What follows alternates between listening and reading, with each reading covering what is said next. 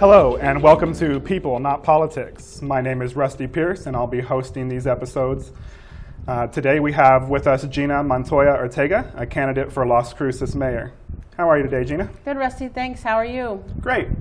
So tell us a little bit about yourself. My name is Gina Montoya Ortega, and I'm running for Las Cruces mayor. I'm co-owner of La Fiesta Bakery. Mi nombre es Gina Eugenia Montoya Ortega y estoy corriendo por alcaldesa de la ciudad de Las Cruces. Soy dueña de La Fiesta Bakery. So I guess the most common question people ask these days is, why are you going to run for mayor? But before we do that, let's get to know you a little bit. So tell me a little bit about yourself and your family. So like I said, my name is Gina Montoya Ortega, and I was born and raised here in Las Cruces. I've been married to my husband, Ray Ramon Ortega, who's co-owner with me of La Fiesta Bakery for 33 and a half years. We have 3 adult, wonderful children. We have a son-in-law, a daughter-in-law, and 2 beautiful granddaughters. All right, so tell me about your kids. Our oldest one is 36 years old. He went to the Air Force Academy, left pretty much at the age of 18, had just turned 18. Went to the preparatory school, went up the hill, which is 4 years, 1 year at the preparatory school, 4 years up the hill at the main campus of the Air Force Academy, and served 5 years in the Air Force. Felt his calling was no longer to be in the military, felt he was supposed to go to become a Christian pastor, so he requested to leave the Air Force and go to a Christian seminary in Santa Clarita, California, where he earned his master's degree in divinity. He and his wife have been married for 14 years, and they have no children. They currently reside in Colorado Springs, where he is still employed at the Air Force Academy as security forces. He wishes to continue to serve, however, he's under a medical review for being injured while he did serve. I understand you have 2 daughters as well? Yes, our middle daughter is Vanessa, and she and her husband have been married for 9 years. They have 2 beautiful granddaughters, Wednesday and Chloe. Vanessa chose to stay in Las Cruces. She's educated, she has her master's degree in criminal justice, but chose to stay in Las Cruces because she knew she wanted to be married, and she wanted her daughters to know their grandparents. They're both blessed. They have both of their grandparents. They were actually blessed to know great-grandparents. And then our youngest daughter is Jessie. She just graduated from NMSU last year with her degree in accounting. She's not using her degree in accounting, but she has worked for an attorney for about 3 years. And she's very happy there, but is pursuing her master's degree now. All right. And what did you do for work? Currently, we are unemployed. Our bakery, we shut it down in January because of the road destruction. It's not construction to me, it was destruction. It literally destroyed our bakery. So we are in the process of focusing on my running for mayor. And God willing, we will open that bakery up again once the election's over. I certainly hope so. And why did it close? We had the Valley Drive construction that was supposed to take 6 months in front of the bakery. It actually took 11 and a half months. People at some point had no entryway into our bakery. And thanks God to the customers. Our customers started, reacting on Facebook, and 30,000 people reacted. So the city started paying attention and actually gave us our entryway. And I noticed you gave your intro in Spanish as well. Are you fluent in Spanish? Yes, I'm bilingual. Like I said, I'm born and raised here. Went to elementary school, went to Washington Elementary, which now they call Booker T. I guess it has been Booker T all along, but when we went there, we just called it Washington Elementary. Went to Alameda Junior High, Mayfield High School, and then Doniana Branch. And Vista College, I forgot. I got to do this now as an empty nester. So when you were growing up, what did you do for fun in the city? How did you entertain yourself? I grew up here in Las Cruces, and I grew up in poverty. So there wasn't a whole lot, but I guess everybody was poor, so we didn't know it. My form of entertainment was I played basketball, softball, soccer, and as soon as that pool opened up, I was swimming every day. And so you also have some brothers and sisters, I understand? Yes, I'm the youngest of 6 children. My oldest brother passed away 11 years ago, Robert, and then I have an older sister, Terry Teresa Moreno, and her husband, Billy. They live here in Las Cruces. He used to own Las Cruces Glass Company. The sibling after that is my sister, Rachel Mercedes. She also resides here in Las Cruces with her 2 daughters that are adults. My other brother, Richard Soltero, he passed away 8 years now. He had cancer. And and then my other sister, I'm sorry, Emma Soltero, and she also resides here in Las Cruces. Okay, so I guess let's jump into it. The most common question that people have is, why are you running for mayor? So I'll pose that question to you. What made you decide to run for mayor? The reason I'm running for mayor is I know that the city can do better. Being born and raised here, my 2 older children have heard me say forever that my mom's going to be the mayor. My mom's going to be the mayor. So obviously for many, many years, it's something that I've obviously not agreed with and saw that we could do better. And so I've come to the conclusion that it's either put up or shut up, step up or step out, and here I am. All right, so everybody has a platform. So what are some of your top points, some of your key points for your platform? Our focus is jobs. There's a lot of people that we have talked to. That's how I've built my platform, is in speaking to people. What are your concerns? What do you like about the city? What don't you like about the city? What can we do better? And some of the things that people have, they have many, many things, but it seems like the things that we keep focusing on, jobs. We don't have enough jobs. Crime, 7 murders since the beginning of this year. This is unusual. I'm born and raised in Las Cruces. This is unheard of. Public safety, children. We're not a family-friendly city. There's nothing for young families to do. You know, if you want to do something, you got to go to El Paso. And then we're not business-friendly. We encountered that it was a difficult task to try to open our bakery. It took us almost 2 years. And in talking to people, this is something that continues. So let's talk about that for a second. You said one of your top issues was jobs. You're also a small business owner, so I'm sure you employed people. Talk to me a little bit about jobs. Is it minimum wage? What is it that we need? Is it living wage jobs? Yeah, so I ran 4 years ago for mayor. People didn't know me from Eve. I still was able to pull 16% of the vote, so there was 1,600 people that believed of the 10,000 that got out to vote for me.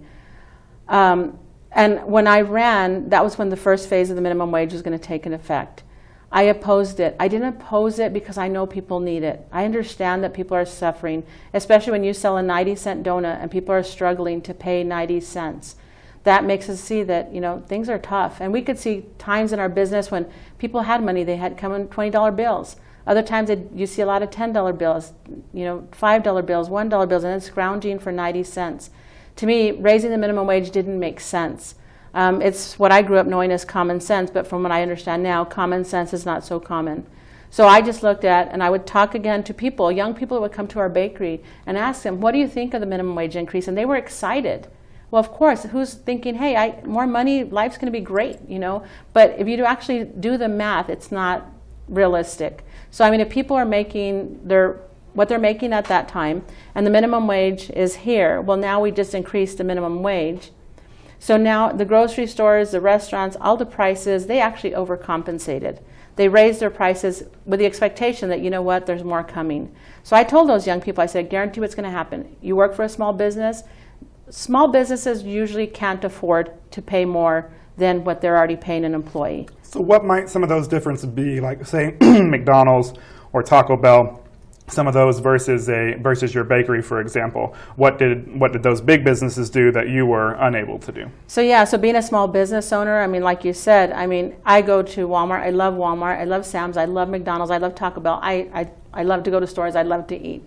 And what did we notice? It's like small businesses, we can't put the technology that they did. If you go to a big chain store, a box store, what do you see? Or even a box restaurant, what do you see? They have self-service kiosks. Yep. Well, okay, so how did that help the minimum wage? How did that help those, when I go into a store and I see 16 self-service checkouts, that's to me 16 jobs. What happened to those jobs? Yeah, I know that in the same way, I feel the same way about Walmart. As I walk in, I think the local store now has 8 to 9 different self-checkouts, but they only have 2 where actual people are there, and that's where you can buy cigarettes and alcohol. And then they check your receipt at the door now as if you're some sort of thief or a criminal. So you're not able to do that with your business. What did you look to see how much that might cost you? Or? Well, so for example, the perfect example that when the first phase happened, I spoke to the gentleman from Allen Theaters because I was running and we got to meet people that we'd have probably never met before. And that first phase of the minimum wage cost him $60,000 the first year. I mean, does that mean his business is going to increase now that he has this extra $60,000 in expense? Probably not. Like I said, I'm not against Walmart. I'm not against Taco Bell. I'm not against that. But what those large chain and box stores were able to do was bring in technology, which small businesses can't. We can't afford the technology to now check you out. So small businesses are about people waiting on you, people talking to you, people listening to you. That's what small businesses, and so now that we've seen the last phase of the minimum wage took effect this January, and as of November, 27 businesses in Las Cruces, small businesses, have closed. I wonder why. There was a report that the city did request, and on that report there was probably 3 pros. That the minimum wage was a good thing. The rest of them were cons. So common sense, if I'm going to make a choice on something, if I have 97 people telling me don't do this, but I have 3 people saying, hey, it's a good thing, and I think it's something that the city didn't look at enough. And I know you and I have talked in the past about a federal minimum wage versus a local minimum wage. Is a federal minimum wage something that you would, an increase in the federal minimum wage, is that something you would support? Yes, definitely. And obviously because the federal government's going to look at the whole picture. They're not going to just look at our little city and possibly who this is going to benefit and who it's not. So obviously the federal minimum wage has an increase because they can do the math a little bit better than other places has obviously done. Right. So, for example, if the minimum wage here is $10.10 and it's $7.25 in El Paso, and you're looking to open a business and you're moving from California, which option would you choose? Essentially, probably the one that has the lower minimum wage. Yes. So, is a minimum wage worker supposed to live off that the rest of their life, or is? No. Growing up, I knew that minimum wage was something that it's not free to live on for the rest of your life. I had 3 options when I grew up. I could continue to be poor. I could work more than one job, or I could get an education. That's the way that I was raised.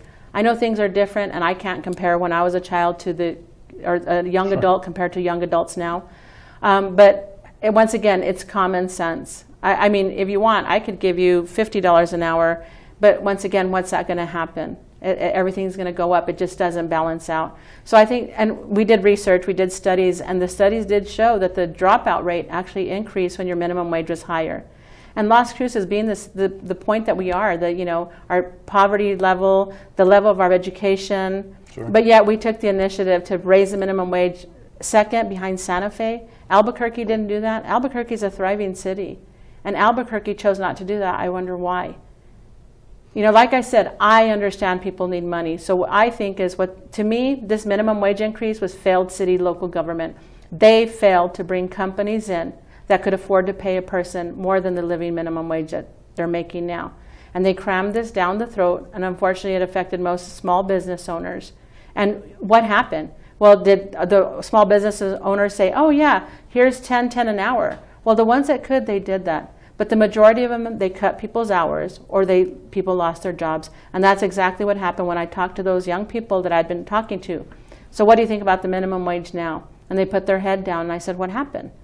One of them said, I lost one of my jobs, and my hours got cut. The other one said, my hours got cut.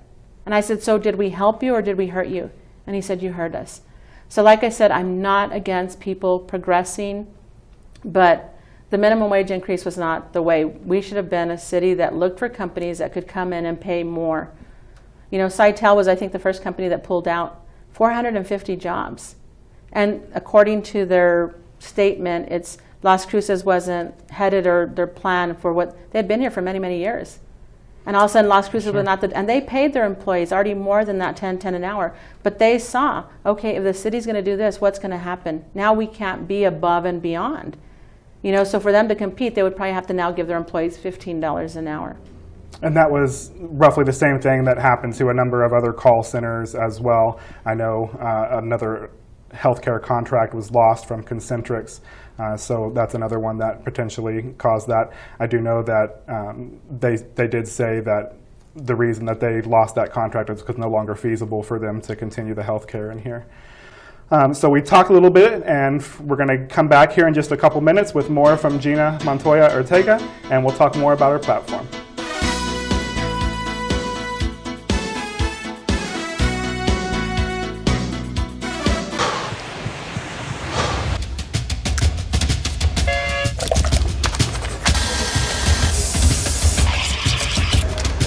So great, you can do all these different gears, like land. Okay. Not all, but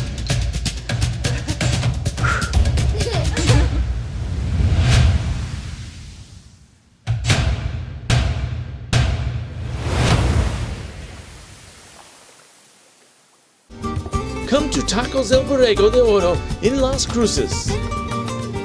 We are celebrating $1 Taco Tuesdays. Come enjoy authentic Mexican food for the whole family. Bring the family to Tacos El Borrego for $1 Taco Tuesday and throughout the Thursdays. Horizon Granite is here. It's here! Horizon Granite is here. We'll come to you to customize your kitchen and bathroom with beautiful countertops and cabinets. Find out more at horizongranite.com. Call us at 575-650-3180. Horizon Granite is here. It's here! Make yourself a beautiful home.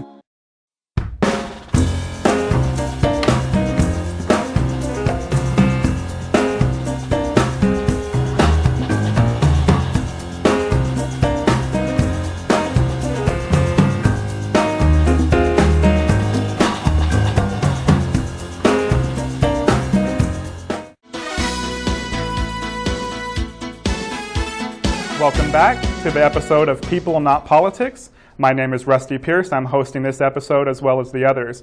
We're here today with Gina Montoya Ortega, a candidate for Las Cruces mayor, and we're talking about her platform. We've discussed a little bit about her education and her background, and now we're going to talk about the bakery.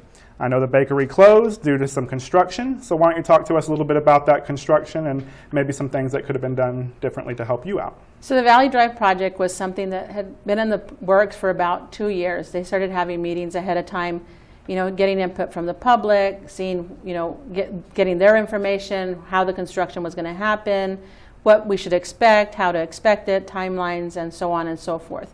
Of course, like anything else, construction does have its flaws. You don't know what's underneath there. And so we knew that there might be some hiccups, and we were prepared for that. Well, as the meeting started getting closer, all of a sudden the plans changed. It was supposed to be phase 1, 2, 3, and 4. All of a sudden they went from phase 1 and 2 were tied, 3 and 4. It just became a big mess. And so we had meetings once a month. They were the Valley Drive project meetings. We would either have them at the State Department on Solano office, or we would have them at the library. And so just for a second, whereabouts on Valley Drive was this construction to happen? So the first phase was actually Picacho to Amador, which is directly in front of our bakery. And so at these meetings, people would come and complain. That's not what you said was going to happen. Why are we touching phase 2? Why are we already touching phase 3 when we're in 1? We assumed that you were going to do 1, be out of the way. They told us 6 months from Picacho to Amador. And so what were they doing with the road? Were they making it 4 lanes? Were they taking away a lane and adding bike paths? What was the construction that they were They attempting to did do? put bike paths, and they did put sidewalks. They did put new infrastructure. We did get new sewer lines, new water lines. I understand that needs to happen. I'm not against it. I'm great. It's nice to see something new, especially in Las Cruces, especially with so many of our roads that look like almost third world countries. So it's nice to see a nice new road. But 6 months is what they told us. So we expected, it might be 7, in case they encountered problems. They started encountering a lot of problems at Hadley. According to the contractor, Hadley turned into be the nightmare on Hadley. And so we had meetings once a month. They had meetings, like I said, either at the State Highway Department or at the library. And it was for people to come, and it was actually for them to tell us where the construction was progressing or how it was progressing, what was to expect, what they had done. Well, it turned into gripe sessions. Everybody that went was like, how come you're doing this? How come this happened to us? And at one point, we didn't have an entryway into our bakery for almost 2 months. And so at these meetings, it was probably like in about the June meeting, maybe it was, maybe the May, I'm not sure. I have it on my notes. But at that meeting, I went in and I said, you're going to kill my bakery, because we already saw that they were starting to put barriers up and I was like, and the city councilman in that district happens to be Jack Ekman. And so he was a representative that would actually show up for the city and represent, as well as many city employees. The state had many employees there that would represent, and the contractor. The contractor was very honest and open. He said, if it's my fault, I will accept responsibility. I will own it. And he said, but when it's not my fault, and he would point fingers, it's his fault. It's the state. And he would throw the state under the bus, or it's the city. And so there was a lot of issues that were happening. So at the city council meeting, I said, you're going to kill my bakery, And the city councilman, Jack Ekman, at that time says, and it's a recorded conversation that people can hear, because people are like, oh, he didn't say that. And I said he did, and he denied it. But he said it's going to be beautiful when it gets done. Well, of course, I know, I'm not dumb. I know it's going to be beautiful. Like I said, I'm for beautiful. I'm for new. I'm for nice. We need new sewer lines. We need water lines.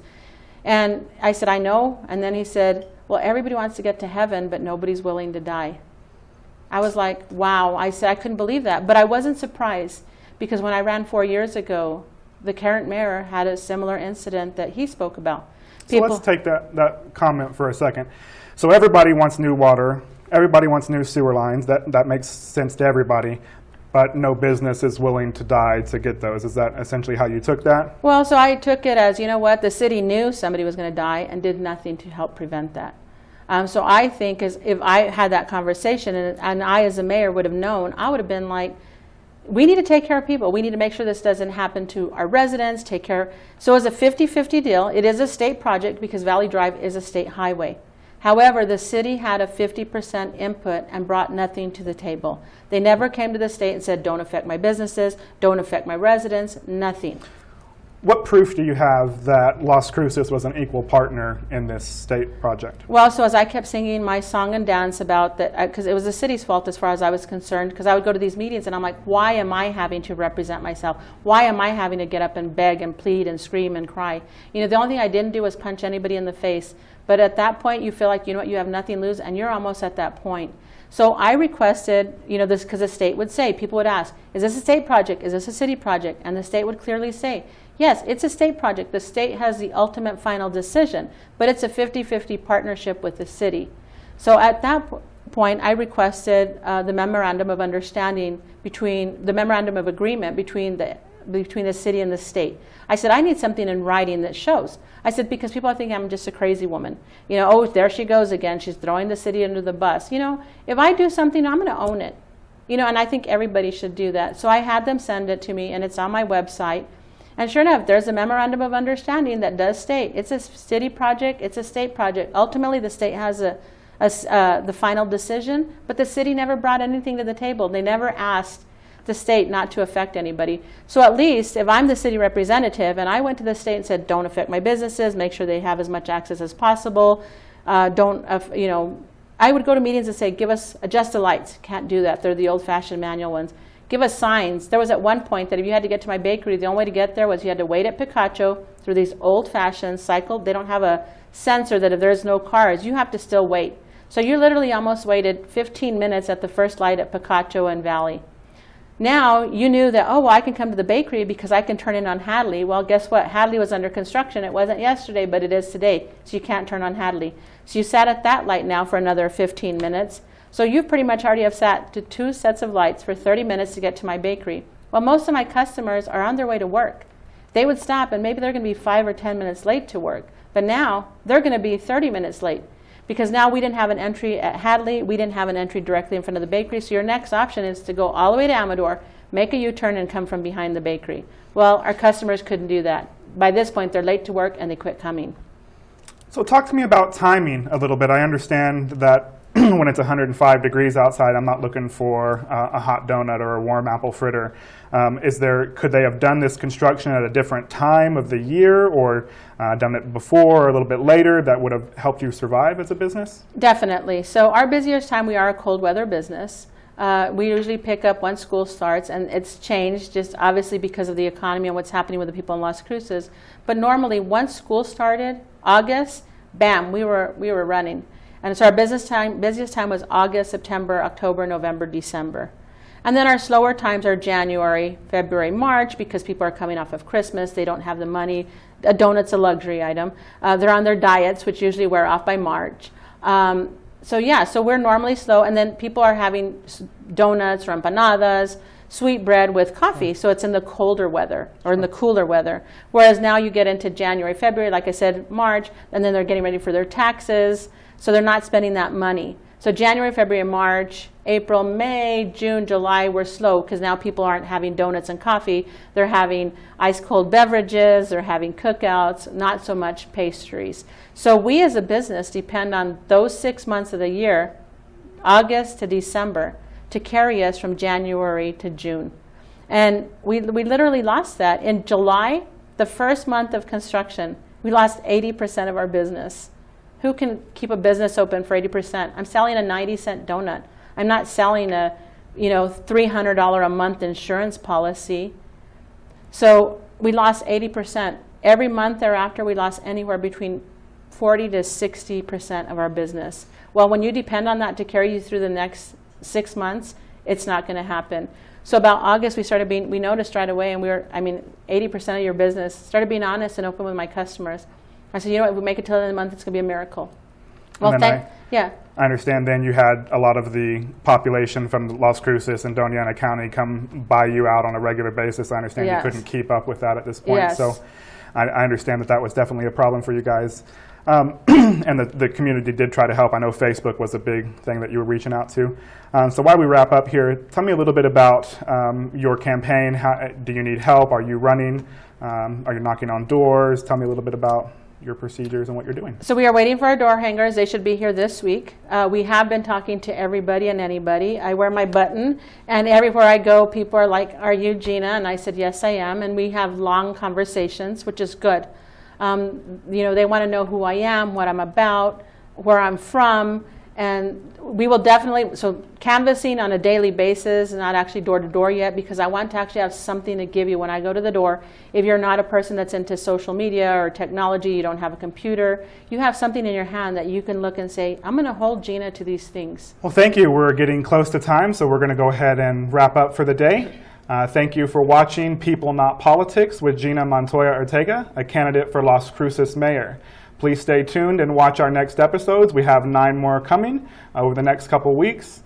You can volunteer on our Facebook page or our website at www.gina4lcmayor.com, or you can also email us at info@gina4lcmayor.com.